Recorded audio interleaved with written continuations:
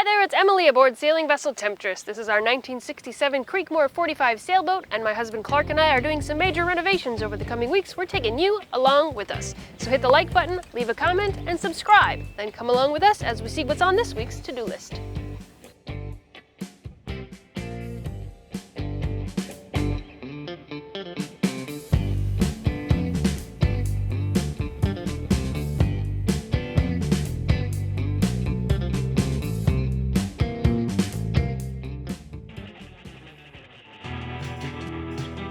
This week, we're skipping our on-camera check-in meeting and getting right down to work.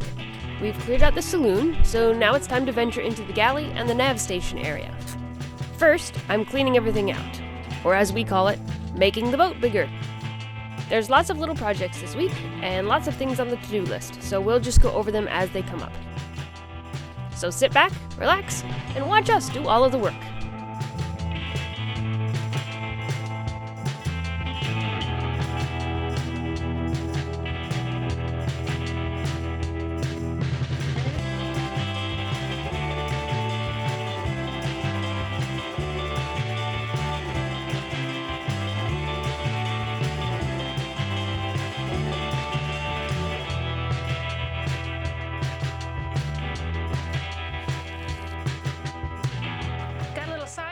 Today, we've got this office chair that we bought back in Florida in 2019, I think.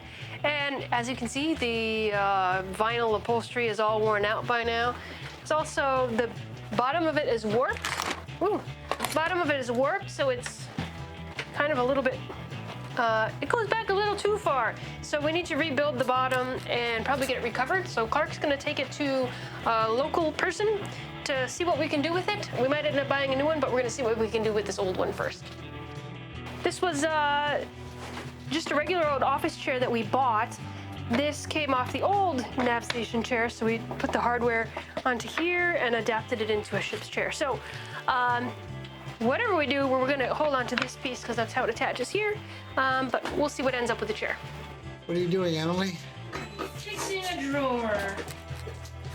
Looks like you're fixing it. So it'll never need to be fixed again. Yes, it's the last time I've fixed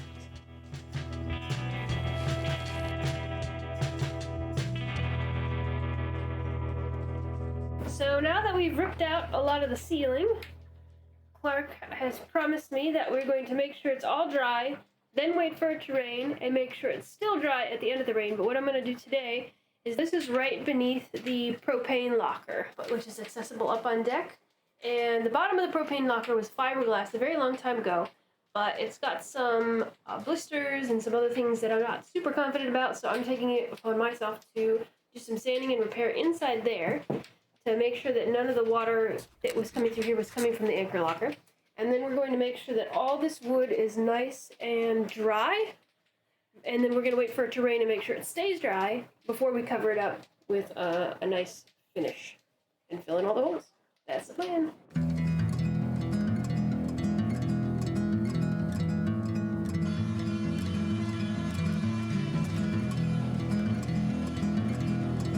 This is the propane locker. And we're gonna do some work on it today. We keep our propane up here so we don't have it down below. That way if it leaks, it blows away with the wind and it doesn't collect in our living space. The first thing I'm doing after I scrape, grind, and sand out the imperfections is to paint everything with unthickened epoxy. This will seal up any tiny holes that are in the propane locker, and it'll give the next layers that I put in something to stick to.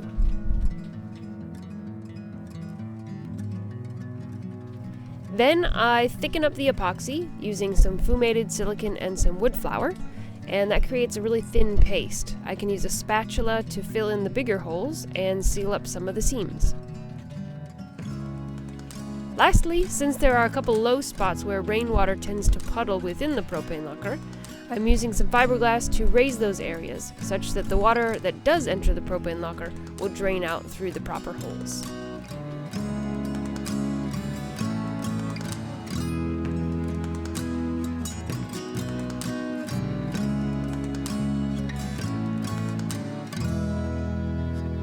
While I have the epoxy out, I'm going to give it to Clark because he's going to work on another project that he's going to tell you about.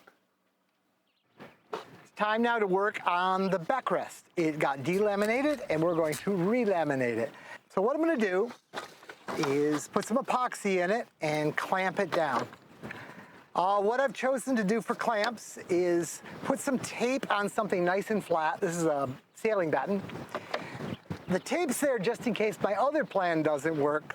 And if the sailing batten got, actually epoxied to the work, that's a bad thing. So worst case, I can peel the tape off.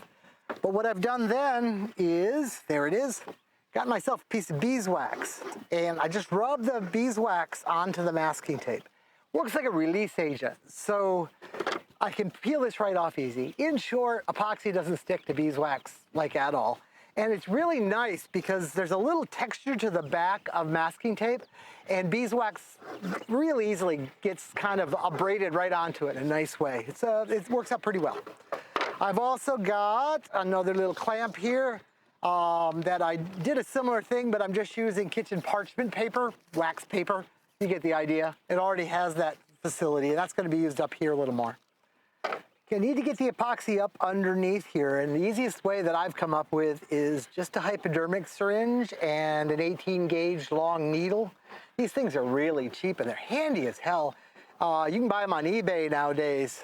You don't need a prescription or anything. Well, let's squeeze some epoxy in there. Epoxy's kind of thick stuff, so it takes it a while to come up the syringe. This will take me a little while to make sure I get the epoxy everywhere, but once I get it all everywhere, we'll put the clamps on it.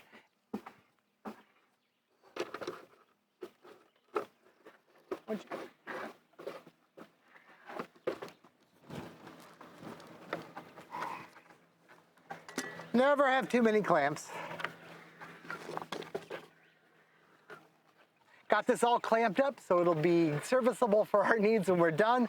Let's go see what Emily's working on now. The next project on the to-do list is to plug up some of the holes that are in the wall and the different pieces of furniture on the boat so we can get those pieces of wood ready for varnish. We're going to do that by using these wooden bungs. It's a little tiny piece of wood that we cut out using something called a plug cutter that goes right into a regular drill. We're going to generate a bunch of these bungs, then we're going to drill out the holes, plug those holes, then we use a chisel to very carefully trim that off and sand it down. It'll make it nice and flush so we have a nice surface to varnish. So come along as we cut a bunch of wood and stick it in our bung holes.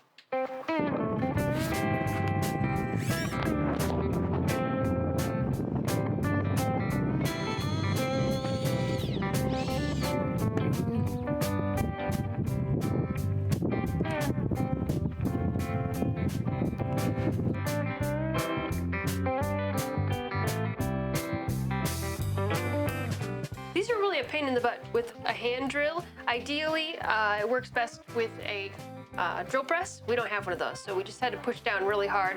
But these are going to do just fine for these. We'll save our purchased teak bungs for the walls where we're going to see them. This will be enough to structurally fix these holes. So this was a 3/8 inch plug cutter. So these are 3/8 inch plugs. I'm going to use a 3/8 inch drill bit. Drill down. Then we're going to use some wood glue, in this case, to put them down in there. Let them dry. Then we'll come back with a chisel and a hammer to chisel them off and sand them down. And then we will be ready to use it as if it was a new solid piece of wood.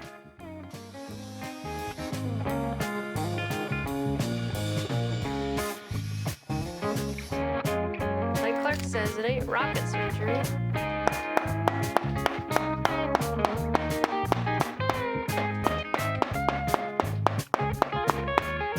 kind of like those little toddler tool sets where you have the plastic things that you put into the plastic hole. You know what I'm talking about? Kind of feels silly.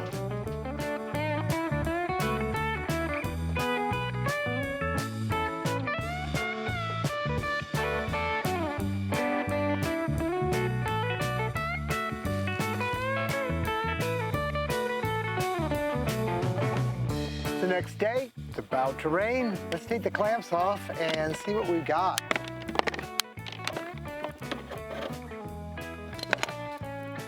First thing is, did anything stick?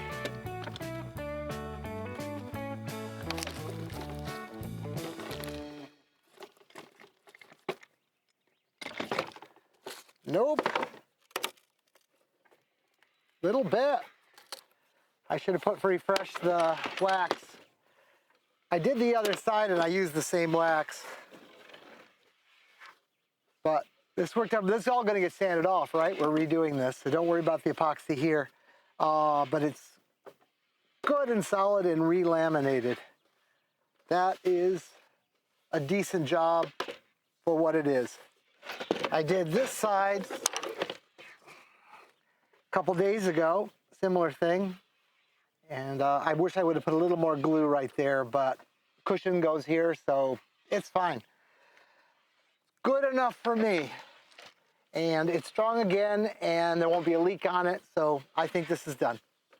So you remember how we said we were going to add things to the to-do list? Well, I accidentally added one more thing to the to-do list because while I was working in here and moving these wires around, I accidentally disconnected the solenoid, which operates, it's like a remote switch for our propane.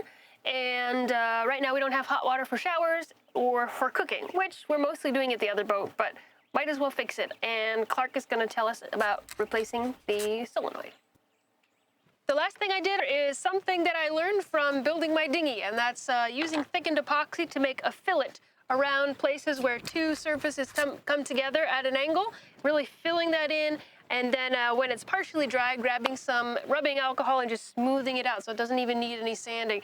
So I've made a really nice smooth fillet around the outside of this propane locker, and also in the front here in two places where it connects to the deck. So the whole thing is going to have a really nice seal. In the process, I also built up with fiberglass to get rid of some places that were puddling water. So now everything should drain really well through these little holes. I'm pretty confident that nothing is going to get through this floor to leak into the ceiling. Temptress has this 3/8" stainless steel rod right in front of the mast. And people are always asking me, what the heck is that for? Well, what it's for, it's a tension rod, it's called, and it basically holds the deck down. So when we're under sailing stresses, the deck has a bit of a curve to it, and it can be a structural part of keeping the hull strong, but if it doesn't go up. But if you squeeze in, you see it would go up. So this holds it down. That's its job, and we need it for that. But what its biggest job is when I'm sitting here and I want to get up, I grab a hold of it and pull. And last time I did that, it came loose. What happened is it broke right off at the threads. It threads into this long nut. So I'm going to take the long nut out, get the bit of threads out of there somehow, re-thread this with a die, and then put it back together. The other end of this is adjustable. I got lots of room to bring it down, so not a problem. Anyway, it's what happens when you work on a project. Other projects come up. So we have one more for the list. Fix the tension rod. Okay, first thing I'm going to do to get some room to work, we're going to take this off. Have to come off anyway because this gets painted, this gets varnished, and nobody wants to deal with that little edge. Okay, we'll add this to the pile of trim pieces to be varnished and give the screws to Emily to keep careful track of. Okay, that came off easy. This is a coupler nut. All a coupler nut is a really long nut. So you could have one threaded rod from one side and one from the other side. You just lock them together, and it's just a way of extending, coupling a couple threaded rods. That's the side that was on the top, and that came out just fine. But this is the top of the rod I'm threading now, and that looks like a mess. So I got to find a way of getting that out of there. I think I'll drill a hole in it, and I've got something called an easy out, which is a hardened steel kind of sort of reverse threaded thing, and you put it in, and it kind of screws like a Phillips, but from the inside, kind of makes its own hole. Maybe I'll get lucky. Maybe if I drill a hole in it first, I can put a wood screw in it and just drive it all the way through. I'll know more as I try. I'll probably do this off camera because this looks like a pain in the butt, and I think I might say nasty words. Now for the challenging part, cutting new threads on stainless steel.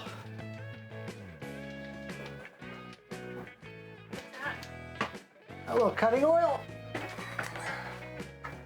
die, and a lot of hope. It's called a die. It's how you make a threaded screw, like that. Tap is the opposite. It's how you'd make a nut end that goes on the inside. Now this is the die right here, this thing. If I undid this screw, that comes right out. And the kit includes this handle. This is a very, very, very nice set of taps and handle, die and handle. The old stuff is good. Harbor Freight makes like some of the worst taps and dies in the world. They're good if you want to tap plastic, but otherwise you wouldn't try to do stainless steel. Stainless steel is miserable.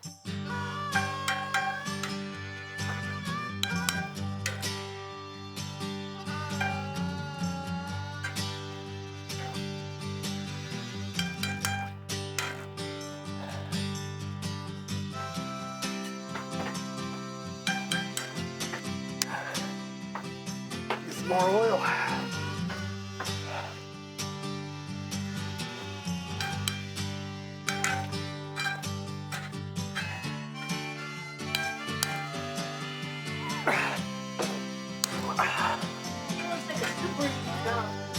Yeah. You know, it's like knitting, you just do it. No, it isn't. I hate this. It's so easy to break the die or screw up the threads. You only go a little ways and back.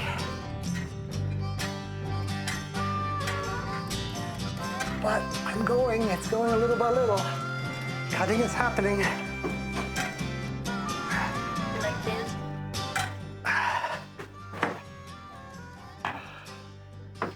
A little bit.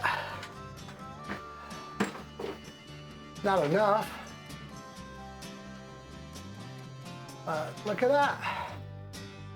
So I'm gonna take a break, do the rest later, but I got it thread that far and threads onto this coupler nut. And there we go. Almost enough. Go double that far and I'll be happy. So that rod project, I think the die is dull. That's why I just can't cut anymore. So I've ordered a new die, and while I was at it, I ordered a new coupler nut, so I don't have to deal with trying to get the old part out. Does mean we can't mark that off our list yet, but when those parts come in, hopefully that'll be a pretty easy project. We got a couple of this going on. That chair thing, we send it out to someone, a local guy, hopefully he'll do a good job. But again, can't mark that off yet till it returns back. Emily knocked the wires free on that propane solenoid. I went in and fixed it, changed us to another one that uses less electricity, and kind of did a whole deal on it and talked too much like I always do. But I think it's an important topic, how to leak test a propane system. It's something that everybody should know, so we're gonna make that a standalone video. We got some other things done, and we've got a lot more on the list for next week. We're gonna get those ceilings fixed, which is gonna be really great. Hang around and see how we finish out the project. Tell us what you're working on. A lot of the people watching this series of videos has boats. If you have a boat, there's a project, either in the wings or you're currently working on it. Please tell us. Also, what do you think about this style? We don't really know how to do these how-to or as we're doing them videos. We're a little bit more, I don't know, tutorial. So we did a lot of fast action and just talked about what we're doing. Do you like that? Do you not like that? Do you want us to stop doing these videos? We see there's a lot less views than the second one we did. So if you want us to keep doing them, let YouTube know it's worth it by giving us that thumbs up and putting a comment down below. We'd really appreciate it. Anyway, that's it for this week. Bye from Temptress.